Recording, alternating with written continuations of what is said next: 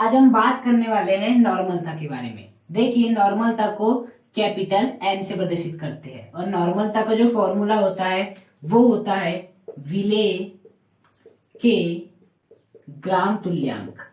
क्या होता है? विलेय के ग्राम तुल्यांक बटा विलयन का आयतन। अब इसी से क्या बनाएंगे आप? परिभाषा बनाएंगे। देखिए, किसी विलयन के 1 लीटर आयतन में, ये जो आयतन हमें किस में लेना है? लीटर में। किसी विलयन के 1 लीटर आयतन में उपस्थित विलेय के ग्राम तुल्यांक नॉर्मलता कहलाती है। क्या कहलाती है? नॉर्मलता।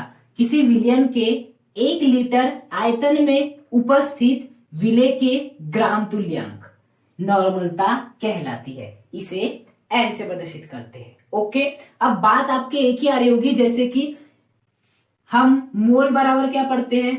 मोल बराबर क्या रहता है आपका? भार बटे अणुभार, ये रहता है आपका मोल। अब उसी प्रकार से इसके पहले हमने जो भी पढ़े, यहाँ पर मोलरता पढ़े या मोलरता, यहाँ पर विलेय के मोल आते थे, लेकिन नॉर्मलता में क्या आ रहा है? विलेय का ग्राम तुल्यांक आ रहा है। तो जिस प्रकार मोल बराबर भार अपन अणुभार होता है, उसी प्रकार ग्राम तुल्यांक का भी कोई ना कोई फॉर्मूला होगा। तो ग्राम तुल्यांक का जो फॉर्मूला होता है वो होता है आपका भार बटा आपका तुल्यांकी भार।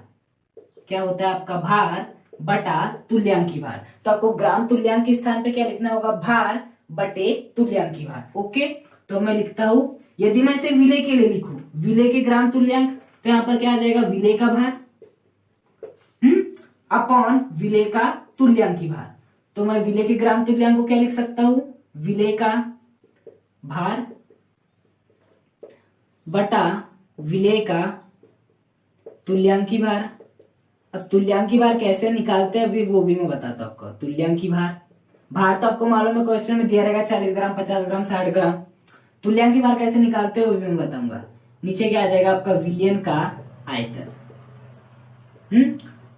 और यदि आप ये विलयन का आयतन मिलीलीटर में ले लो, अभी हमने लीटर में लिए तो कोई बात नहीं, यदि मिलीलीटर में ले लो तो यहां पर हम किसका गुणा कर देंगे? आपका 1000 का क्या कर देंगे? गुणा कर देंगे। यहाँ आपका 1000 आएगा, जिसे मैं नीचे लिख रहा हूँ, 1000 का गुणा कर देंगे।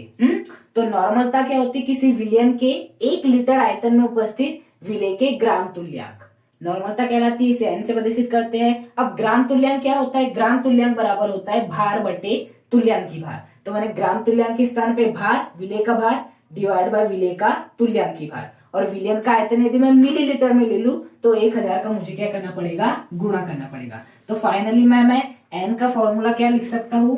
विलेय का भार बटे विलेय का तुल्यांकी भार इनटू विलयन का आयतन। विलयन आयतन किसमें लेंगे हम? मिलीलीटर में। यदि किसमें लेते हैं? मिलीलीटर में, तो ऊपर क्या कर देंगे? 1000 का गुणा कर देंगे। तो ये होता है आपका किसका फॉर्मूला? नॉर्मलता का फॉर्मूला। अगेन एंड अगेन, यहाँ पर मोल नहीं है, यहाँ पर ग्राम तुल्यांक है। ग्राम तुल्यांक क्या होता है? भार बटे तुल्यांकी भार होता है। अब देखिए, हम समझते कि तुल्यांकी भार हम किस प्रकार से निकालते हैं। जैसे कि मैंने आपको बोल दिया, भार तो आपको दिया रहेगा 40 ग्राम है, 50 ग्राम है, 60 ग्राम है। विलयन का आयतन भी दिया रहेगा। तुल्यांकी भार कैसे निकालेंगे? अभी तक हम अणुभार निकालते थे, तो अणुभार में हम क्या करते थे? जैसे कि आपको मैं NaOH का अणुभार पूछो, अभी मैं केवल अणुभार की बात कर रहा हूँ। NaOH का यदि मैं अणुभार पूछूं तो कैसे निकालते थे हम? सोडियम का भार कितना होता है आपका? 23 प्लस ऑक्सीजन का कितना होता है आपका? 16, तो 16 प्लस हाइड्रोजन कितना होता है? 1, तो कितना हो गया? 23 प्लस 16 प्लस 1 40। मतलब NaOH का जो अणुभार हो गया वो कितना हो गया? 40 हो गया।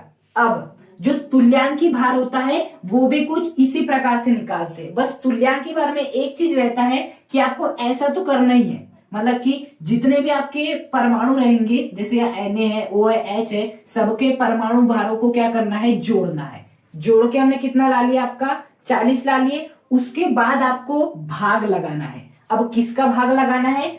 उसका भाग लगाना है जितना इनके ऊपर क्या रहता है? आवेश रहता है। देखो, आपके Na प्लस या OH माइनस में कितना आवेश है आपका? एक आवेश तो है, इस पर +1 का आवेश है, इस पर -1 का आवेश है, तो यहाँ पर आपको किसका भाग लगा देना है, 1 का भाग लगाना है। यदि यहाँ पर +2 रहता, यहाँ पर भी आपका क्या रहता, -2 रहता, तो यहाँ पर आप 2 का भाग लगा देते। तो तुल्यांकी भार हमें कैसे निकालना है, तुल्यांकी भार में सबसे पहले हमें जितने भी आपके परमाणु दिए हैं उनके किसको जोड़ना है, हमें भारों को जोड़ना है, बटे भाग में क्या लगाना है, हमें इन पर जो भी आवेश रहता है उसका भाग लगा देना है। जैसे कि आपका जो NaOH रहता है उसके ऊपर जो इसके OH के ऊपर माइनस रहता है, Na के ऊपर प्लस रहता है, मतलब एक ही आवेश रहता है तो प्लस रहेगा माइनस रहेगा, इसलिए यहाँ मैं 1 का भाग लगा दूंगा, तो 40 भागित 1 कितना हो जाएगा आपका 40 ग्राम। तो फाइनली आपका तुल्यांकी भार कितना निकल जाएगा, आपका 40 निकल जाएगा। तो हम एक प्रकार से भी बोल सकते हैं जो आपका तुल्यांकी भार का फॉर्मूला होता है वो देख लेते हैं क्या होता है। तुल्यांकी भार बराबर होता है अणुभार डिवाइड बाय स्थानांतरित इलेक्ट्रॉन। देखो यदि मुझे NaOH का क्या निकालना है, तुल्यांकी भार निकालना है, तो बताओ NaOH का अणुभार कितना है, 40 है, तो मैंने यहाँ क्या लिख दिया 40। स्थानांतरित इलेक्ट्रॉन कितने हैं बताओ, इसके ऊपर माइनस क्यों आया, क्योंकि Na ने अपना 1 इलेक्ट्रॉन इसे दिया, इसके ऊपर प्लस क्यों आया, क्योंकि इसने 1 इलेक्ट्रॉन त्यागा है, मतलब कि 1 इलेक्ट्रॉन स्थानांतरित हुआ है, तो मैंने स्थानांतरित इलेक्ट्रॉन के स्थान पे क्या लिख दिया 1, तो 40 बटा 1 कितना हो गया 40, और यही क्या है इसका तुल्यांकी भार है। तो इस प्रकार से हम नॉर्मलता को डिफाइन करते हैं। ये है आपका पहला क्वेश्चन, यदि NaOH के 1 लीटर विलयन में 5 ग्राम NaOH घुला है तो नॉर्मलता में ज्ञात करनी है। सबसे पहले सॉल्यूशन लिखना है इसे, और लिखना है दिया है, क्या क्या दिया है वो लिख लीजिए। हमें क्या दिया है, हमें दिया है NaOH का भार, NaOH का भार कितना भार दिया है 5 ग्राम। देखिए 5 ग्राम NaOH घुला है, मतलब जो आपका NaOH है उसका भार कितना है 5 ग्राम है। साथ ही साथ हमें उसने विलयन का आयतन दिया है, कितना दिया है, विलयन का आयतन दिया है, कितना दिया है 1 लीटर बोला ना उसने। देखिए NaOH के 1 लीटर विलयन में, मतलब विलयन का आयतन 1 लीटर है, NaOH का भार कितना है 5 ग्राम है। उसके बाद लिखिए ज्ञात करना है, क्या ज्ञात करना है आपको, लिख लीजिए ज्ञात करना है नॉर्मलता। अब लिखना सूत्र द्वारा, नॉर्मलता का जो सूत्र होता है सबसे पहले वो लिखिए।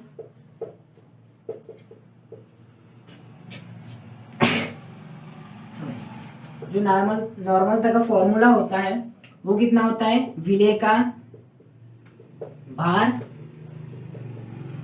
बटे विलय का तुल्यांकी भार गुणा क्या आता है, विलयन का आयतन आता है। विलयन का आयतन आता है। अब यदि आयतन मिलीलीटर में दिया तो हम 1000 का गुणा करते हैं, लेकिन हमें विलयन का आयतन 1 लीटर में दिया है तो हम 1000 का गुणा नहीं करेंगे। अब देखिए विलय क्या है आपका NaOH, क्यों, क्योंकि विलयन में NaOH घुला है, मतलब कि जो घुलता है वो होता है विलय। तो आपका विलय का भार कितना हो गया 5 ग्राम, तो लिख देंगे हम 5 गुणा विलयन का आयतन कितना दिया हुआ है 1 लीटर। 1 लीटर विलयन, मतलब विलयन का आयतन कितना दिया है 1 लीटर, तो यहाँ पर हम क्या लिख देंगे 1 लीटर, 1 लिख देंगे। विलय का तुल्यांकी भार, अब देखिए विलय क्या है आपका NaOH है। देखिए तुल्यांकी भार निकालने का जो फॉर्मूला होता है वो मैंने अभी आपको बताया था। तुल्यांकी भार निकालने का फॉर्मूला होता है अणुभार डिवाइड बाय आपका क्या होता है स्थानांतरित इलेक्ट्रॉन, ये वाला फॉर्मूला। अब देखिए आपको NaOH का तुल्यांकी भार निकालना है तो NaOH का क्या चाहिए होगा अणुभार, और NaOH में स्थानांतरित इलेक्ट्रॉन देखना होगा। NaOH का जो अणुभार होता है वो निकाल के देखिए कैसे निकालते हैं। NaOH का अणुभार निकालने के लिए Na का कितना होता है 23, O का कितना होता है 16, H का कितना होता है 1, तो 23 + 16 + 1 कितना हो जाएगा 40। तो यहाँ पर जो आपका NaOH का अणुभार हो जाएगा वो कितना आ जाएगा 40 डिवाइड बाय NaOH में इलेक्ट्रॉन स्थानांतरित कितने हुए वो देखते हैं। NaOH कैसे बना है, जब Na ने अपना 1 इलेक्ट्रॉन त्यागा है तो इसके ऊपर प्लस आया, और उसी 1 इलेक्ट्रॉन को OH ने ग्रहण किया, इसलिए इसके ऊपर क्या आया माइनस आया, मतलब स्थानांतरित इलेक्ट्रॉन कितने आपके 1 है, तो 40 बटा 1 कितना हो जाएगा आपका 40 हो जाएगा। तो फाइनली आपका NaOH का तुल्यांकी भार कितना आ गया 40 आ गया। ओके, तो ये फाइनली आपका मान हो जाएगा। अब हम क्या कर लेते हैं, इसे सॉल्व कर लेते हैं। 40 इंटू 1 कितना हो जाएगा आपका, 40 हो जाएगा। और 5 एकम 5, 5 आठे 40। तो फाइनली आपका तुल्या नॉर्मलता कितनी आ जाएगी, 1/8 आ जाएगी।